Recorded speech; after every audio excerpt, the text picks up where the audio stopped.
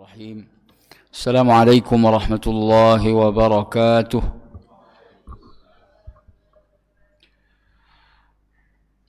Alhamdulillahi rabbil alamin.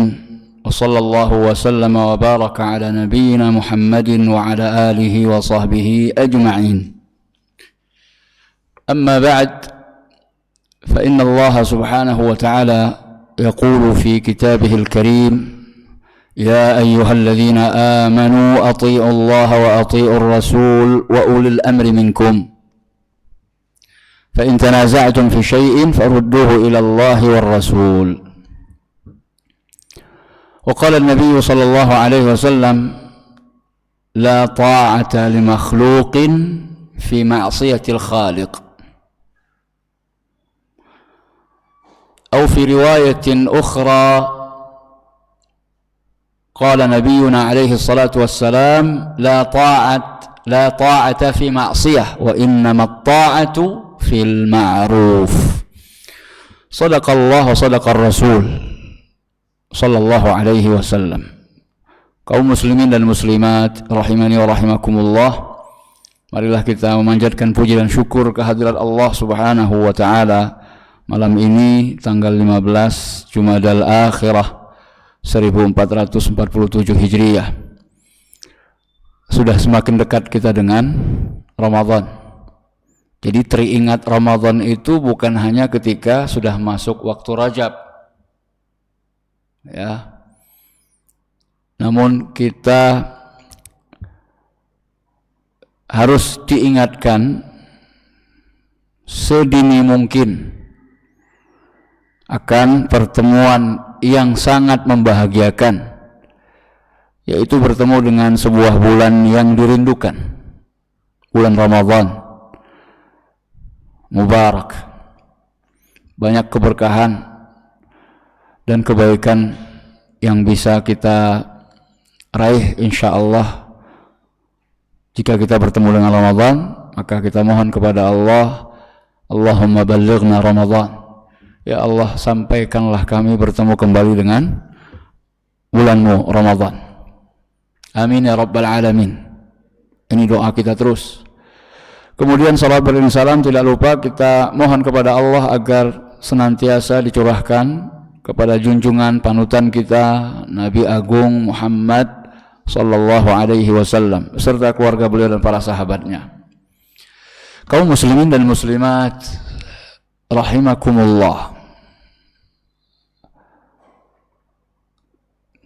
malam ini kita akan meneruskan pengajian atau pembahasan kita tentang karakteristik Ahlus Sunnah wal Jamaah. Beberapa pertemuan yang lalu kita membahas tentang ulama dan umara sampai 2 bagian. Di bagian yang pertama kita khususkan tentang ulama, fokusnya kepada ulama. Kemudian di bagian yang kedua kita fokuskan pada umara. Maka malam ini kita lanjutkan poin berikutnya, alhamdulillah, di kitab panduan kita As-Sirajul Wahhaj bi Sahihil Minhaj, yang ditulis oleh Syekh Abdul Hasan Mustafa bin Ismail As-Sulaimani Al-Ma'ribi hafizahullah. Kami sudah menyampaikan ya berita gembira kalau beliau sudah dibebaskan dan lepas bersih dari tuduhan-tuduhan yang tidak benar. Fitnahnya apa? Beliau diisukan atau dituduh memiliki pemahaman yang menyimpang. Maka salah satu tujuan kita menjadikan buku beliau ini sebagai panduan pengajian kita yang membahas tentang akidah Ahlus Sunnah wal Jamaah, bagaimana pemahaman dan konsep akidah Ahlus Sunnah wal Jamaah, dalam rangka sekaligus untuk menjadikan ini sebagai bukti bahwa beliau insya Allah ya sebagaimana ulama yang lain, kalaupun ada salah maka tidak otomatis mengeluarkan seorang ulama itu dari Ahlus Sunnah wal Jamaah. seperti ulama-ulama besar, bahkan lebih besar daripada beliau penulis kitab panduan kita, yang dikritik oleh ulama-ulama setelahnya tentang beberapa pendapat yang menyelisihi konsep Ahlus Sunnah wal Jamaah sejak zaman Nabi SAW sampai para imam madhab yang 4. Kesalahan-kesalahan tersebut tidak langsung otomatis mengeluarkan beliau-beliau itu dari Ahlus Sunnah wal Jamaah. Siapa sih orangnya yang tidak punya salah? Sekali lagi ini menunjukkan kalau tidak ada yang maksum kecuali Nabi kita Muhammad sallallahu alaihi wasallam. Alhamdulillah Bapak Ibu, kita sudah sampai di poin yang ke-100. Masya Allah. Ini perjalanan yang cukup panjang ya. Kalau saya tidak salah, kajian kita tentang karakteristik Ahlus Sunnah wal Jamaah ini sudah 3 tahun yang lalu ya Mas ya, kurang lebih, atau 4 tahun bahkan. Sebelum Covid ya, atau sesudah Covid. Iya. Berarti sebelum Covid, kitab ini sudah jadi buku panduan kita. Jadi sudah cukup lama. Ya. Berarti lebih dari 6 tahun. Loh kok belum selesai-selesai? Ya karena poinnya banyak. Ini sudah sampai poin yang ke-100. Apa isi poin ke-100? Yang kami beri judul dengan tidak ada ketaatan dalam kemaksiatan. Beliau mengatakan, wala yahillu li ahadin, dan tidak halal bagi seorang pun an yuti'a ahadan fi ma'siyatillahi azza wa jal, untuk taat kepada seorang pun dalam maksiat kepada Allah Subhanahu wa taala. Jadi ini adalah konsep tidak ada ketaatan kepada seorang makhluk pun dalam hal bermaksiat kepada pencipta, siapapun dia. Nah ini kaitannya karena sebelumnya kita membahas tentang wajibnya taat kepada penguasa, kepada pemimpin kita, kepada pemerintah. Ya, hukum asalnya wajib selama dalam hal-hal kebaikan. Tapi kalau diperintah untuk bermaksiat kepada Allah, la ta'ah, tidak ada ketaatan. Nah ini prinsip.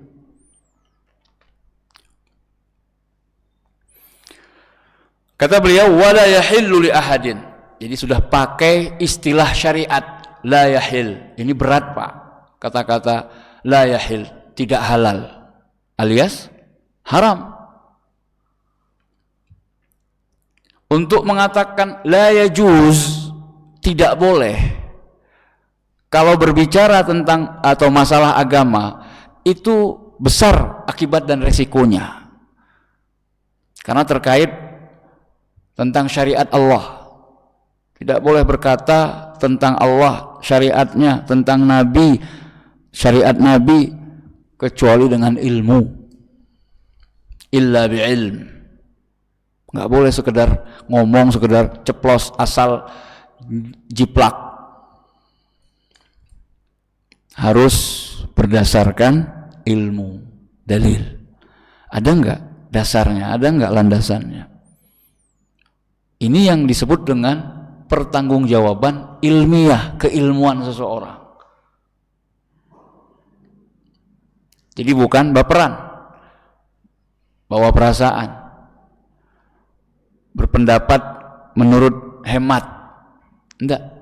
Tetapi kalau dalam masalah agama wajib dengan dalil. Wala yahil, tidak halal li ahadin, bagi seorang pun, an yuti'a ahadan fi ma'siyatillah, untuk taat kepada siapapun dalam bermaksiat kepada Allah. Hal ini berdalil dengan firman Allah Subhanahu wa taala yang kita nukilkan ayatnya dalam muqaddimah kajian kita malam ini. Ya ayyuhalladzina amanu, wahai orang-orang yang beriman, athi'ullaha wa athi'ur rasul wa ulil amri minkum. Taatlah kalian kepada Allah dan taatlah kalian kepada Rasul serta pemimpin kalian. Dalilnya mana?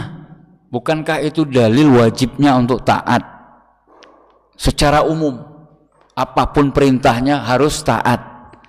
Nah, disinilah jelinya para ulama kita.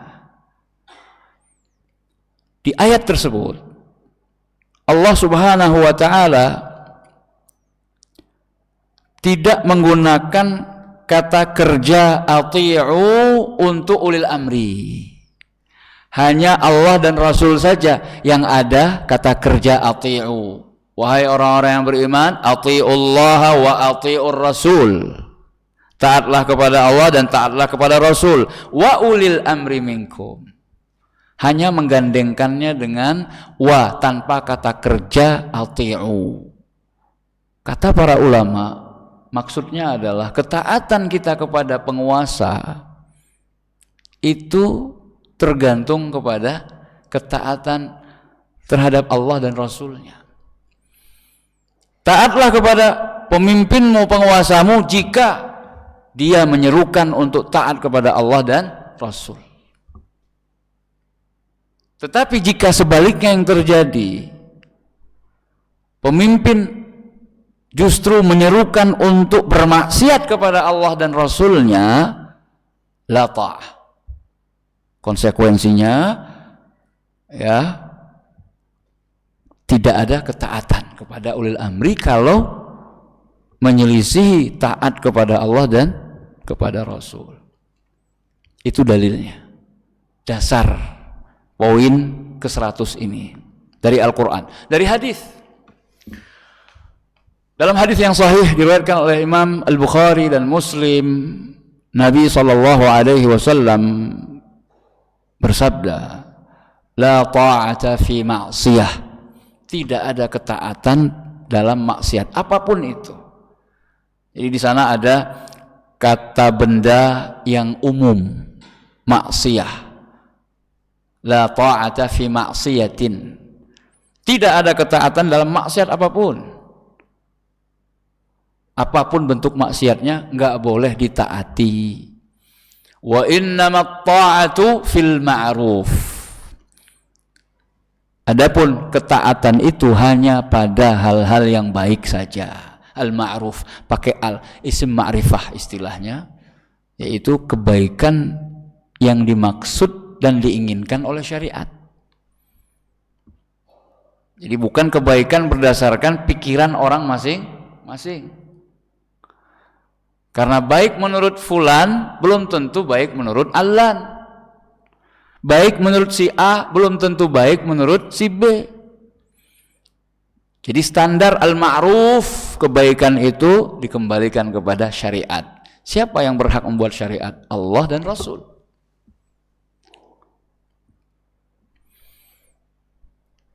Ketaatan kepada Rasul. Rasul kan makhluk. Lalu kenapa ketaatannya mutlak? Ya, karena dia utusan Allah. Dia makhluk seperti kita, tetapi bedanya dia Rasul, utusan Allah. Wa ma yantiqu 'anil hawa in huwa illa wahyu yuha. Tidaklah dia Rasul itu berkata-kata dengan hawa nafsunya.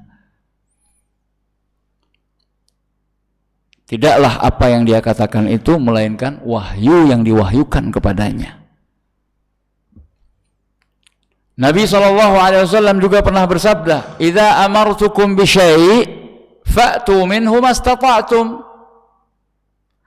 Kalau aku memerintahkan kepada kalian apapun itu, maka kerjakan, laksanakan semampu kalian.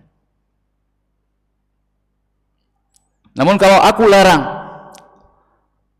kalian terhadap dari sesuatu, maka tinggalkan, jauhi. Gak ada istilahnya larangan itu kalau mampu, yang dikaitkan dengan istita'ah, kemampuan itu mengerjakan perintah.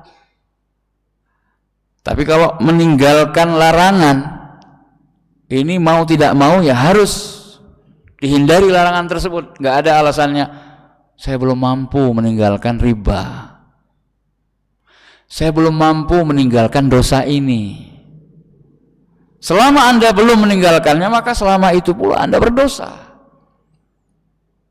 Dan ingat, dosa itu sekecil apapun pandangan Anda terhadap dosa tadi, Anda menganggap itu kecil, ketahuilah dia satu saat bisa membinasakan. Bukankah gunung yang besar itu merupakan tumpukan batu-batu kecil? Maka tidak ada dosa kecil kalau dilakukan secara terus-menerus. Alasannya apa? Saya belum saatnya saya bertobat. Lalu kapan lagi? Mau kapan lagi? Apakah Anda yakin ketika saatnya malakul maut datang menjemput maut atau menjemput ajal Anda mampu mengatakan kepadanya, tolong tangguhkan saya, tolong kasih saya waktu sekedar untuk bertaubatlah? Apa bisa, Pak, seperti itu? Kalau bisa atau ada yang bisa, saya jadi kepengen menjadi muridnya. Kalau ada yang bisa, ya, dan benar bisa, bukan sekedar omon-omon, ngaku nanti kalau ketemu sama malaikat mungkar nangkir, sebut saja nama saya. Pelecehan, perendahan. Dikira malaikat mungkar nakir seperti kita, canda-candaan, lucu-lucuan, ya.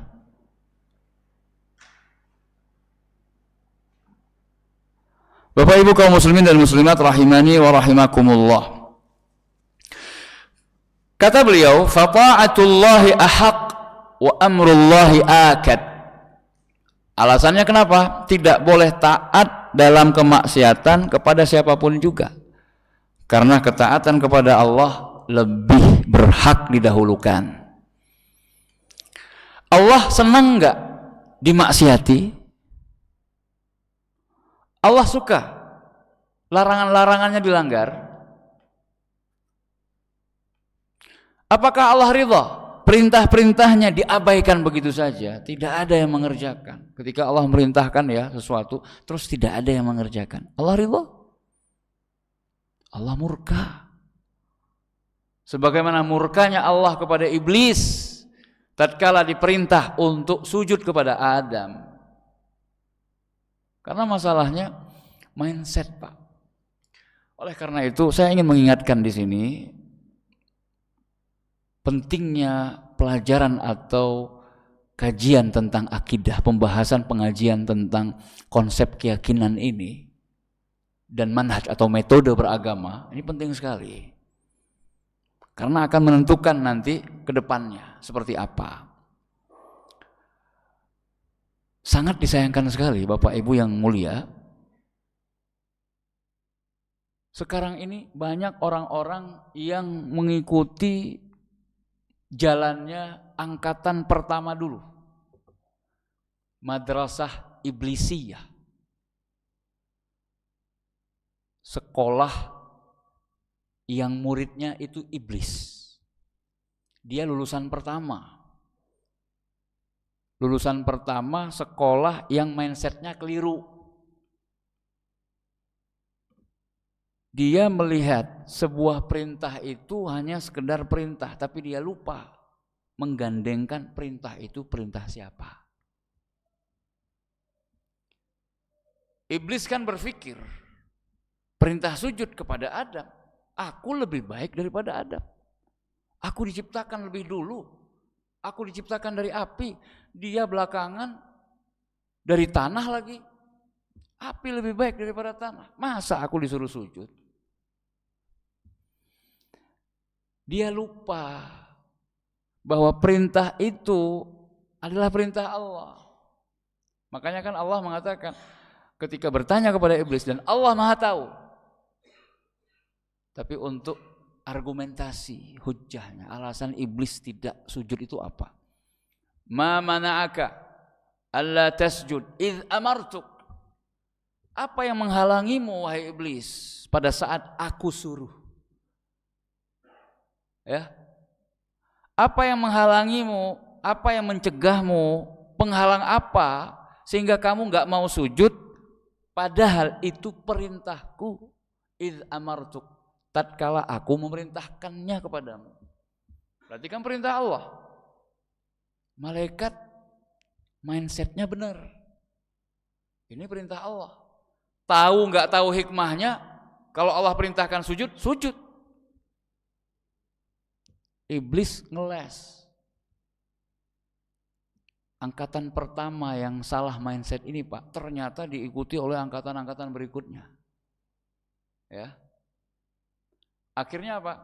Karena dia lupa atau sengaja tidak melihat atau mindsetnya yang keliru, seharusnya kan saya mau tanya ini sama Bapak Ibu, ya sekedar intermezzo, saya mau tanya, kalau seandainya waktu itu iblis mindsetnya seperti mindset malaikat, dia melihat bukan sekedar perintah, tapi ini perintah Allah. Kira-kira iblis waktu itu mau sujud atau tidak Pak? Terlepas dari takdir Allah ya, karena Allah sudah mentakdirkan, sudah terjadi. Nah, kalau seandainya iblis itu mindsetnya seperti mindset malaikat, ini perintah Allah. Kira-kira Pak, kira-kira mau sujud enggak? Gimana Pak jawaban kita? Mau. Kenapa dia enggak mau sujud? Karena mindset yang keliru. Pola pikir yang salah. Dan sayangnya Pak, diikuti oleh angkatan berikutnya. Siapa itu? Anaknya Nabi Nuh yang durhaka. Ingat, saya mengatakan anaknya yang durhaka. Karena di sana ada anak-anaknya yang beriman. Supaya tidak salah kaprah. 4 putra Nabi Nuh, 3-nya beriman, 1 yang durhaka. Yang berdasarkan riwayat Israiliyah namanya Kan'an. Ya.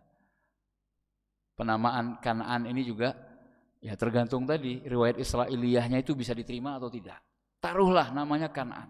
Siapapun namanya karena itu bukan esensi. Nah, satu-satunya putra Nabi Nuh yang durhaka ini ketika diajak oleh bapaknya, ya bunayyarkam ma'ana, wahai anakku sayang, Masya Allah. Beliau Nabi Nuh masih memanggil anaknya dengan panggilan kasih sayang, ya bunayya. Ya, bukan ya bni, wahai anakku, tapi ya bunayya, wahai anakku sayang.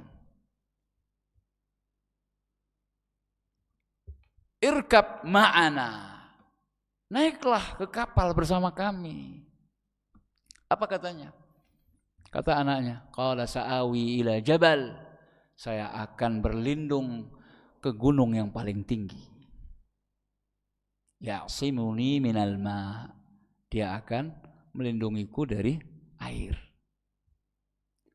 Apa kata Nabi Nuh? Mengingatkan anaknya untuk membenarkan mindset dia. Qala la 'asimal yaum min amrillah.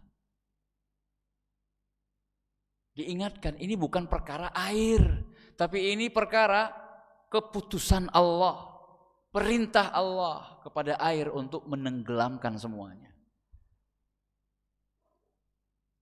Nabi Nuh, sang bapak berkata, tidak ada perlindungan hari ini dari keputusan Allah, dari urusan Allah, dari perintah Allah, min amrillah, illa man rahim, dikecualikan oleh Nabi Nuh, kecuali yang dirahmati oleh Allah. Siapa yang dirahmati oleh Allah ketika itu? Yang mau naik kapal bersama Nabi Nuh.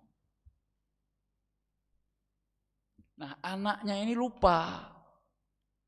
Masalahnya bukan masalah air yang datang, banjir bandang atau banjir bah atau air bah.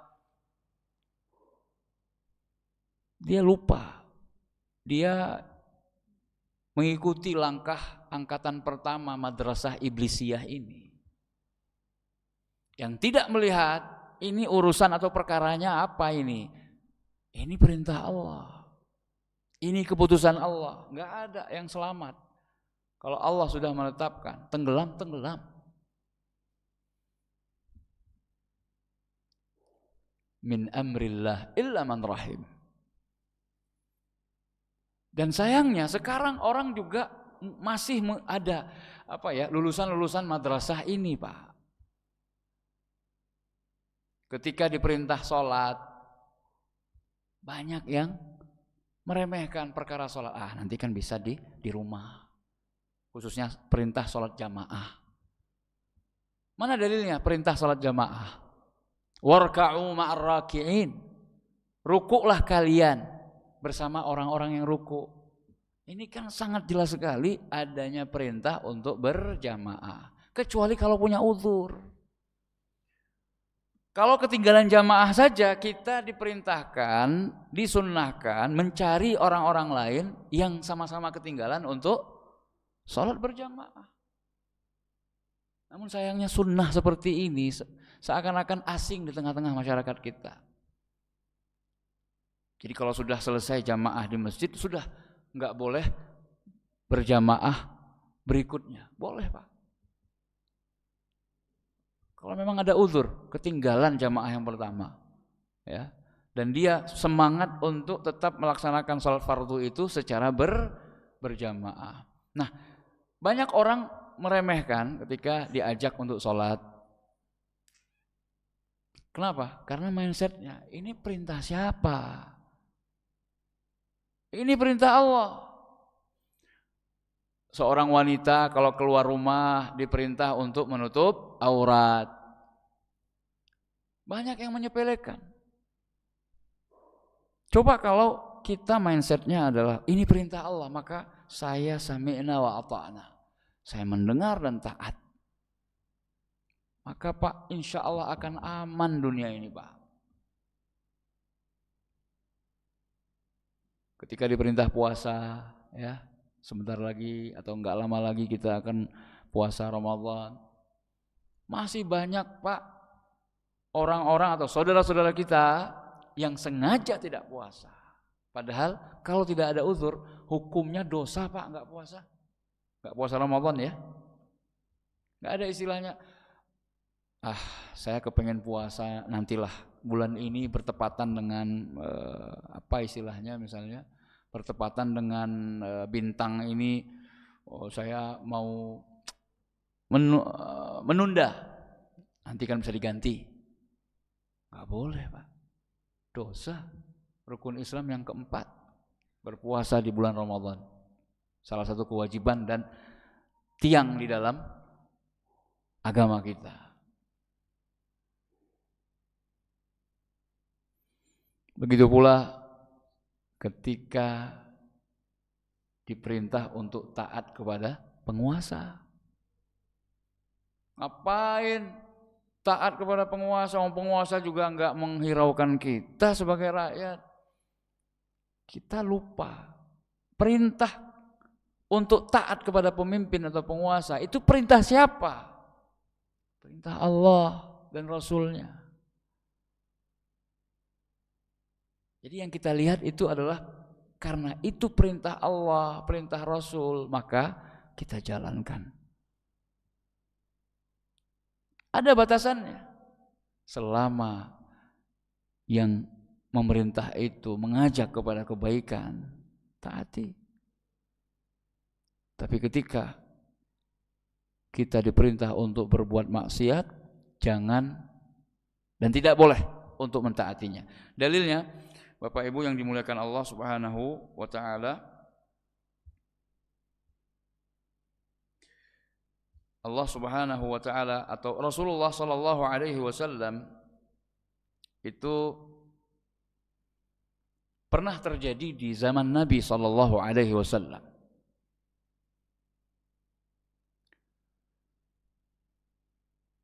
Sebuah kisah yang diriwayatkan oleh Abu Sa'id Al-Khudri radhiyallahu anhu. Ini akan saya sampaikan karena saya merasa ini jarang disampaikan ya, hadis ini. Abu Sa'id Al-Khudri radhiyallahu anhu bercerita, anna Rasulullah sallallahu alaihi wasallam, bahwasanya Rasul alaihi salatu wasallam ba'atha Alqamah bin Mujazziz. Nah, ini sekalian untuk memperkenalkan atau lebih memperkenalkan nama-nama sahabat ya. Beliau pernah mengutus Alqamah bin Mujazziz radhiyallahu anhu ala ba'thin wa ana fihim. Beliau mengutus mengangkat Alqamah ini menjadi pemimpin dalam sebuah pasukan. Nah, kebiasaan Nabi SAW ketika mengutus pasukan pasti ditunjuk siapa? Pemimpinnya. Dan ini sunnah Pak, ketika safar rombongan maka harus ditunjuk siapa amirnya, siapa pemimpinnya. Tadi kalau ada masalah pro dan kontra, pemimpin itu yang menjadi pemutus perselisihan, yang menjadi penyelesai gitu ya. Kalau ada pro kontra, kontroversi dan lain sebagainya, ada yang pengen nanti sholatnya di rest area A, tapi yang lain mengatakan enggak, nanti kalau udah sampai saja. Nah, itu butuh peran dan andil dari yang namanya pemimpin safar. Jadi itu ada sunnahnya atau petunjuk dari Rasulullah SAW. Maka semangat dalam hal ini insya Allah dapat pahala. Jadi beliau menunjuk Alqamah bin Mujazziz. Bacanya Mujazziz, bukan Mijzaz atau Mujzaz, tapi Mujazziz.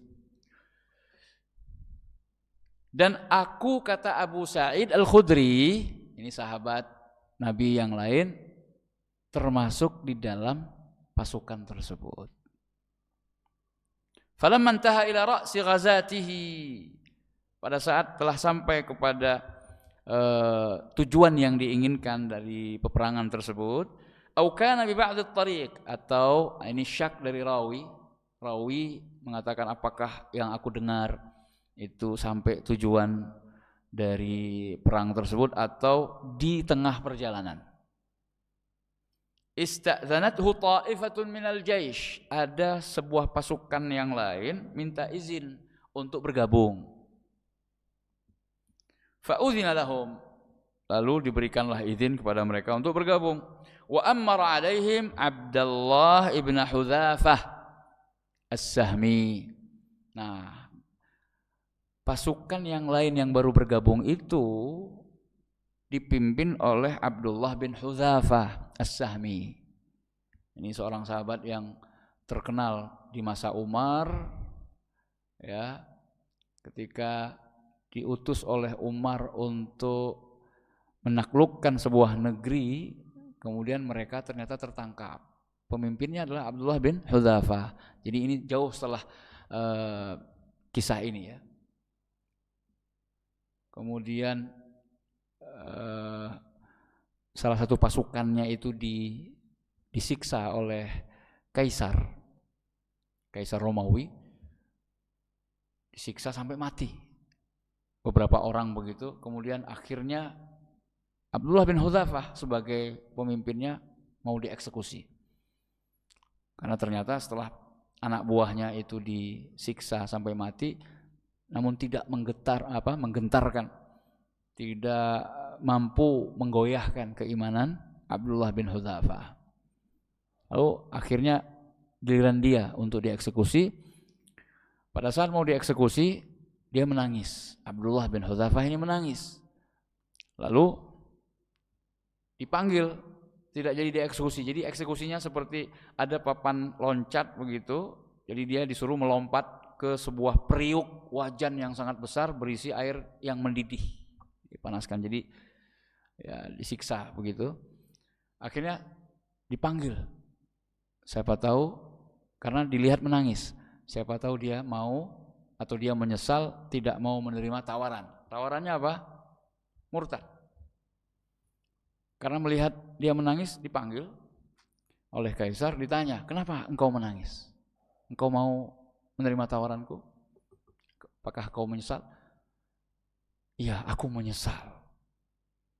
Menyesal kenapa? Kenapa nyawaku cuma satu? Aku menangisi keadaanku, kok cuma satu nyawaku. Aku berangan-angan punya nyawa sebanyak rambut yang ada di kepalaku, supaya aku merasakan nikmatnya mati syahid di jalan Allah. Geleng-geleng kepala kaisarnya, luar biasa ini orang. Ya sudah, kalau gitu kamu saya bebaskan, tapi dengan syarat kamu cium kepala saya. Mencium kepala ketika itu adalah sebuah bentuk memuliakan seorang. Abdullah bin Hudzafah melihat itu sebuah kesempatan, akhirnya saya mau terima tawaran itu, tapi dengan syarat seluruh pasukan saya dibebaskan. Jadi bukan hanya saya. Masya Allah, ini pemimpin sejati, Pak. Tidak memikirkan kepentingan pribadi. Oke, kamu cium kepala saya bebaskan kalian semua. Dicium, Pak. Kemudian pulanglah dan disambut oleh Umar, diceritakan kejadiannya. Maka Umar mengatakan, sekarang layak bagi kita semua untuk mencium kepalanya Abdullah bin Hudzafah As-Sahmi radhiyallahu an. Nah, di kisah ini ketika Nabi masih hidup, Abdullah bin Hudzafah itu seorang sahabat yang suka bercanda. Dikatakan dalam hadis ini, fakuntu fi man ghaza ma'ah. Aku termasuk orang yang berperang dalam pasukan bersama Abdullah bin Hudzafah. Falamma kana bi ba'd at-tariq awqadal qaum naran. Pada saat kami sedang melakukan tugas jihad fisabilillah itu, maka datang malam hari, maka perlu rombongan itu untuk membuat api unggun, api yang besar, liyastalu, supaya untuk menghangatkan badan, au liyasna'u 'alaiha sani'an, atau untuk buat makan malam. Faqala Abdullah wa kanat fihi du'abah. Abdullah bin Hudzafah berkata, dan pada waktu itu dia masih suka bercanda. Alaysa li 'alaikumus sam'u wat tha'ah. Nah, karena dia dijadikan pemimpin di pasukannya, dia ngomong sama anak buahnya, bukankah kalian diperintahkan untuk mendengar dan taat kepadaku? Qalu bala. Pasukannya mengatakan, tentu. Qala fama ana bi amirikum bi syai'in illa sana'tumuh. Apakah kalian bersedia apapun yang aku perintahkan kalian akan mengerjakannya? Jadi untuk nguji benar-benar taat enggak kepada pemimpin. Qalu na'am. Pasukannya mengatakan, iya, apapun yang kau perintahkan kami siap. Qala fa inni a'zimu 'alaikum illa tawathabtum fi hadhihi an-nar. Aku memerintahkan kalian untuk loncat masuk ke api unggun.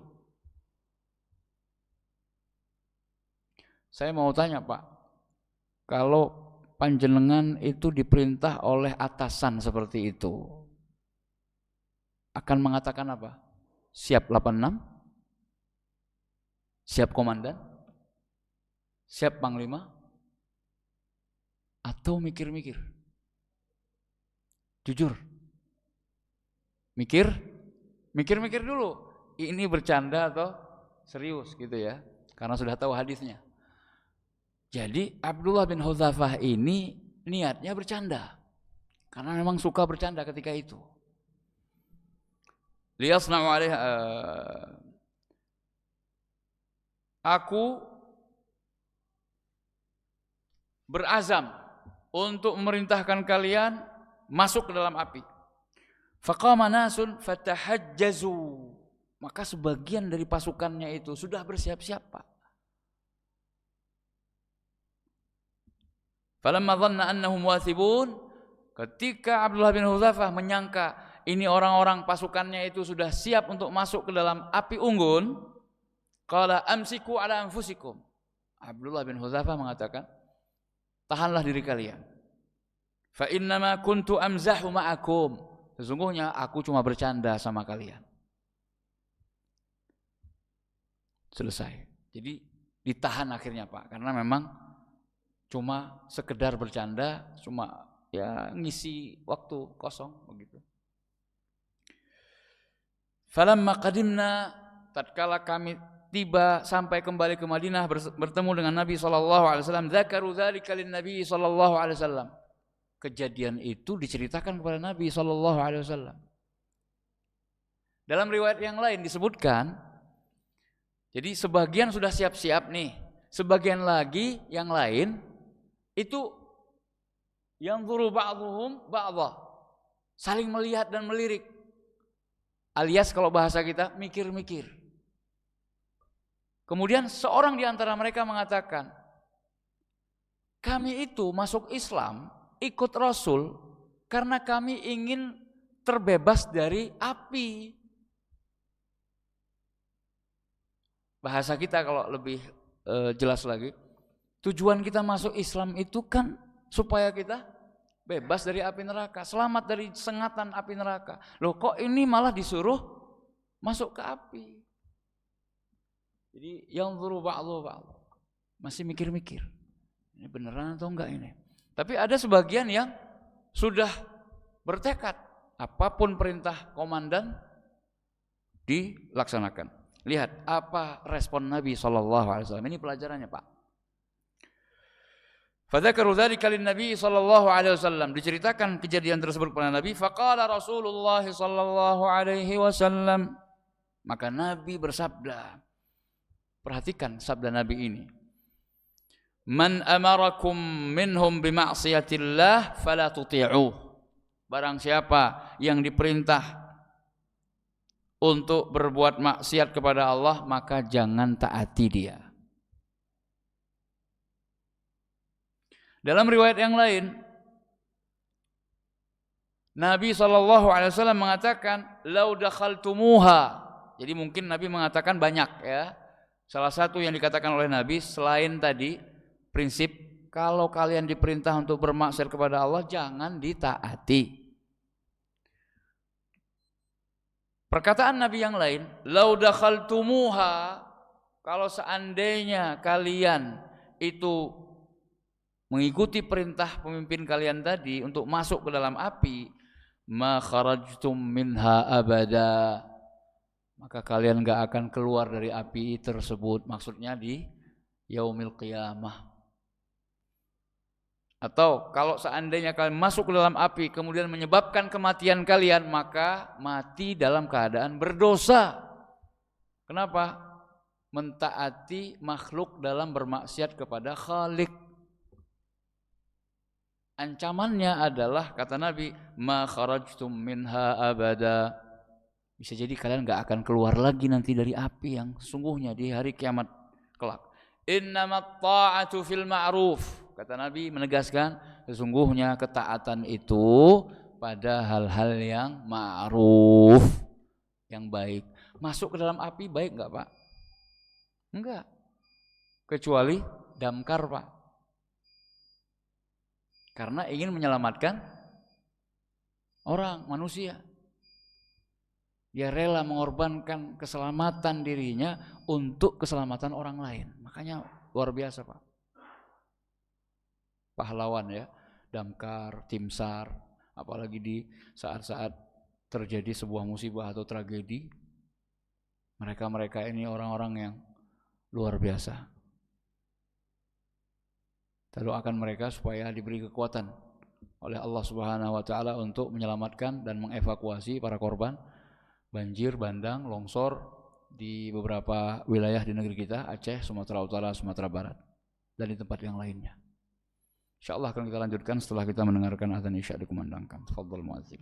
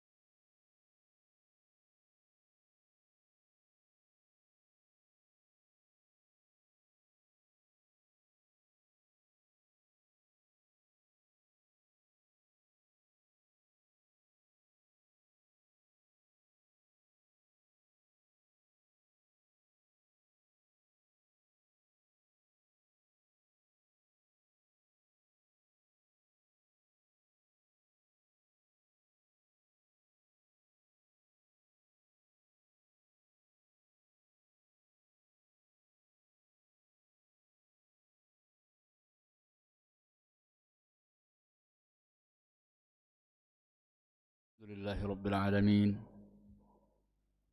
Wassalatu wassalamu ala ashrafil anbiya'i wal mursalin nabiyina Muhammadin wa ala alihi wa sahbihi ajma'in. Amma ba'd. Bapak Ibu kaum muslimin dan muslimat rahimani wa rahimakumullah. Ketaatan kepada makhluk itu hanya pada hal-hal yang ma'ruf, yaitu kebaikan, kebenaran. Wa tawasaw bil haqq wa tawasaw bis sabr. Dan ini berlaku bukan hanya antara pemimpin dengan rakyatnya, tetapi kepada siapapun. Misalnya ketaatan seorang anak kepada kedua orang tuanya. Hukum asalnya harus taat. Kecuali kalau orang tua memerintahkan anaknya untuk berbuat maksiat, maka tidak boleh taat. Contohnya sudah diabadikan oleh Allah Subhanahu wa taala dalam Al-Qur'an. Khususnya surat Luqman.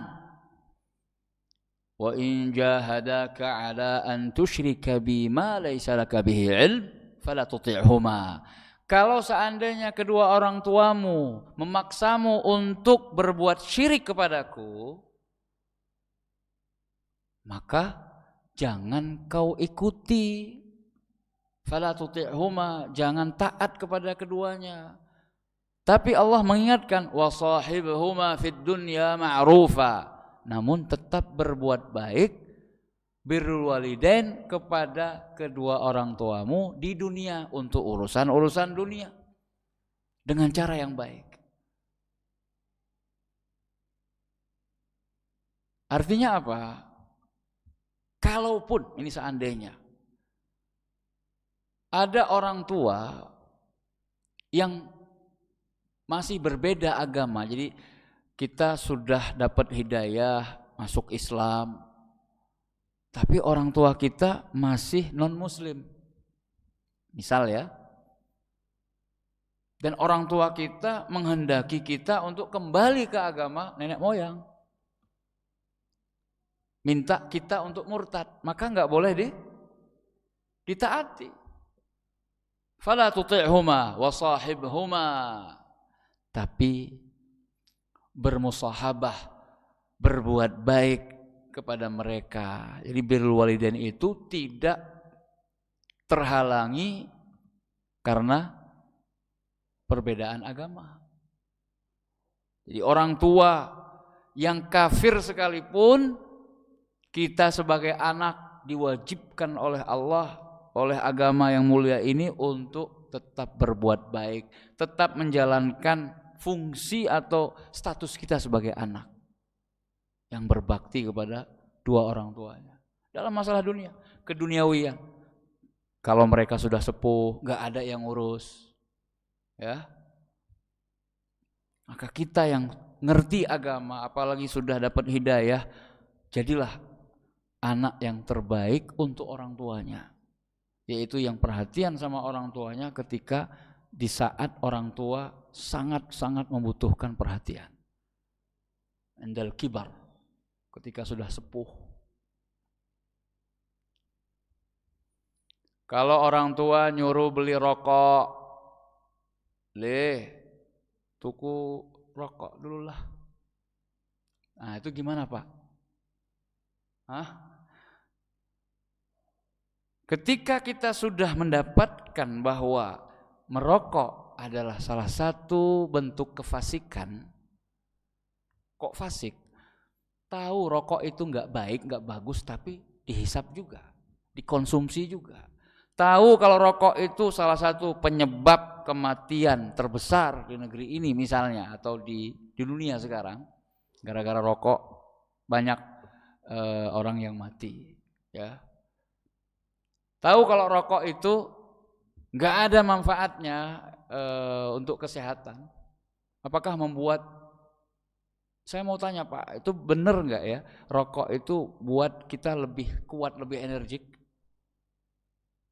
Mohon maaf, saya tanya sama perokok ini, kalau memang ada atau yang punya pengalaman, pernah nggak membandingkan keadaan ketika merokok dengan keadaan ketika tidak merokok.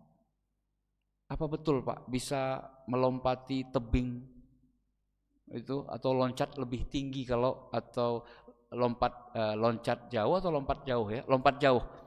Kalau merokok ya biasanya kalau nggak merokok hanya 3 meter, kalau merokok bisa 5 meter Pak. Ada? Hah?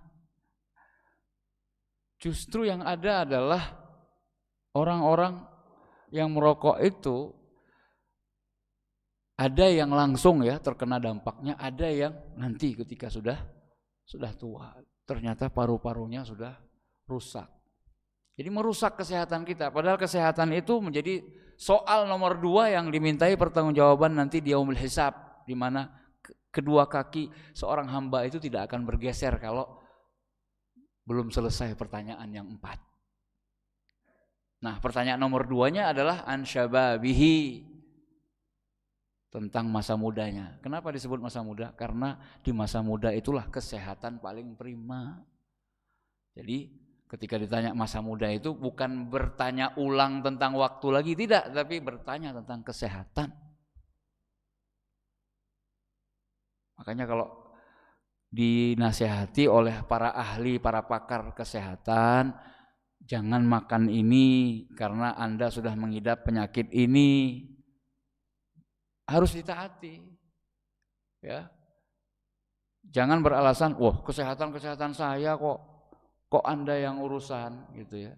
Enggak, masalahnya nanti akan ditanya tentang pertanggungjawaban kesehatan Anda yang diberikan oleh Allah. Anda apain itu kesehatannya?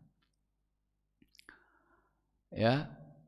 Gimana itu kalau diperintah oleh orang tua untuk membeli rokok? Ya karena sudah kita yakini itu sebagai sebuah kefasikan, suatu hal yang enggak baik, maka enggak boleh taat. Ya. Tidak boleh taat kepada seseorang yang memerintahkan kita untuk bermaksiat kepada Allah Subhanahu wa taala. Kemudian berlaku juga kaidah ini antara pasutri, pasangan suami istri. Kewajiban istri kan taat kepada suami selama suami memerintah kepada istri hal-hal yang baik. Jadi selama suami meminta hak-haknya untuk ditaati dan istri mampu melaksanakannya, bukan di luar kemampuan istri, dan tidak bertentangan dengan kemaksiatan atau tidak bertentangan dengan larangan Allah, maka wajib bagi istri untuk mentaati suaminya. Bahkan Nabi pernah mengatakan, kalau seandainya boleh bagiku untuk memerintahkan orang sujud kepada orang lain, maka la amartu az-zaujah, aku pasti sudah perintahkan pada para istri untuk antas juda li zaujiha, untuk sujud kepada suaminya. Namun kan enggak boleh. Ini untuk menyatakan besarnya hak suami dan besarnya kewajiban seorang istri terhadap suaminya. Pak, Bu, kalau suami melarang istrinya untuk takziah kepada kerabat keluarga istri karena kematian ya, ada sepupunya mungkin sepupunya meninggal dunia. Suami melarang untuk pergi bertakziah. Maka wajib bagi istri untuk mentaati suaminya. Apapun tendensi atau terlepas ya dari sebab kenapa suami melarang. Apalagi kalau suami melarang karena dulu sepupunya atau kalau ketemuan nanti di rumah itu cinta lama bersemi kembali. Ya. CLBK katanya. Karena dulu sebelum sama suaminya dia pernah ada hubungan, ya, hubungan dekat, teman atau sepupu tapi mesra, ya, sepupu tapi mesra berarti STM, ada STM. Jadi suaminya tahu nanti kalau ke sana ada sepupu yang lain, nah ini masalah. suami berhak, Pak. Ya, sepupu. Lain halnya kalau yang meninggal adalah orang tua dari sang istri. Nah, ini tidak layak bagi suami untuk melarangnya. Namun kalau suami tetap melarang, ya, suami tetap melarang. Para ulama berselisih pendapat, Pak. Kalau kasusnya itu yang meninggal adalah ayah atau ibu sang istri. Karena saking kuatnya, saking besarnya hak suami yang harus ditaati oleh istri. Namun kita katakan kalau kasusnya seperti itu, hendaknya suami jangan melarang istrinya untuk melayat atau takziah. Karena yang meninggal adalah orang yang paling dekat. Seharusnya ketika sudah bersuami istri, berumah tangga, istri walaupun lebih besar untuk mentaati suami, namun tidak boleh suami ini menjadi penghambat sang istri untuk berbakti kepada kedua orang tuanya. Ya. Jadi justru ketika adanya ikatan tali pernikahan itu, suami dan istri saling berkomitmen. Dek, bantu Mas untuk berbakti kepada dua orang tuanya Mas, dan saya sebagai suamimu juga akan membantu istrinya itu untuk taat dan atau berbakti kepada dua ibu bapaknya. Terakhir, mohon maaf minta tambahan waktu. Lalu bagaimana ketaatan seorang murid kepada gurunya? Apakah berlaku juga kaidah ini? Tidak ada ketaatan kepada makhluk dalam maksiat kepada Khalik. Jawabannya, Pak, berlaku, Pak. Dengan kata yang atau kalimat yang lebih tegas, tidak ada ketaatan kepada guru, siapapun gurunya, dalam hal bermaksiat kepada Allah Subhanahu wa taala. Jadi apalagi kalau gurunya memerintahkan kepada muridnya itu untuk melakukan sesuatu yang dilarang oleh Nabi SAW. Di antara larangan Nabi atau sesuatu yang tidak disukai oleh Nabi, Bapak Ibu yang berbahagia, beliau itu tidak mau orang itu bangkit berdiri, hanya berdiri demi menghormati orang yang masuk atau yang datang. Beliau enggak suka. Boleh berdiri menyambut kedatangan orang yang baru datang dengan menjabat tangannya atau berpelukan karena dia baru safar, ya, sunnah Nabi. Tapi kalau sekedar berdiri dari tempat duduk karena datang atau masuknya seseorang, itu termasuk yang dilarang oleh Nabi SAW. Maka kalau ada guru ketika masuk ke dalam kelas melihat anak-anak muridnya kok enggak pada berdiri, dan guru itu marah, kemudian memerintahkan kepada anak-anaknya untuk berdiri menyambut kedatangannya, sekedar menyambut, ya, cuma berdiri tok, bukan mendatangi gurunya. Jadi duduk, kemudian gurunya datang, anak-anak menghampiri untuk berjabat tangan dengan gurunya atau mencium tangannya, itu tidak masalah, Pak. Tapi kalau sekedar berdiri dari tempat duduknya, tidak ngapa-ngapain, cuma untuk penghormatan saja katanya begitu. Tapi ini dilarang oleh Nabi SAW. Apalagi kalau gurunya memerintahkan anak-anak muridnya untuk mencium kaki gurunya. Mau ilmu? Cium kakinya. Atau mencuci kakinya, kemudian basuhan kaki itu, air bekas cuci itu diapain? Diminum, ya Pak, ya. Nah, kayak si Walid, ya. Jadi tidak ada ketaatan kepada makhluk dalam bermaksiat kepada Allah Subhanahu wa taala. Termasuk, Pak, meyakini adanya keberkahan di kaki guru,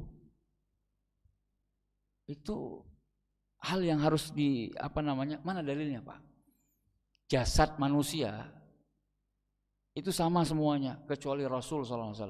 Jasad beliau yang berkah. Selain beliau tidak. Abu Bakar Pak tidak dicium-cium tangannya atau tidak dibasuh kakinya. Keringatnya tidak dijadikan rebutan. Bekas potongan rambutnya tidak dijadikan rebutan oleh para sahabat yang lain. Kalau seandainya di sana ada orang yang tubuhnya penuh dengan keberkahan, maka orang itu di umat ini adalah Abu Bakar. Tapi kan tidak ada sejarahnya, faktanya. Biasa, sama Pak seperti yang lain. Hanya Rasulullah Muhammad sallallahu alaihi wasallam yang tubuhnya berbarokah, jasadnya Nabi. Yang bukan Nabi nggak bisa dikiaskan Pak. Apalagi yang ngaku-ngaku keturunan Nabi. Dalam tubuh saya mengalir darah Nabi. Ya Allah. Jadi dari situlah orang menganggap berkah, maka pantas untuk mencuci kaki atau mencuci kaki Habib, terus basuhan air, bekas air cucian itu jadi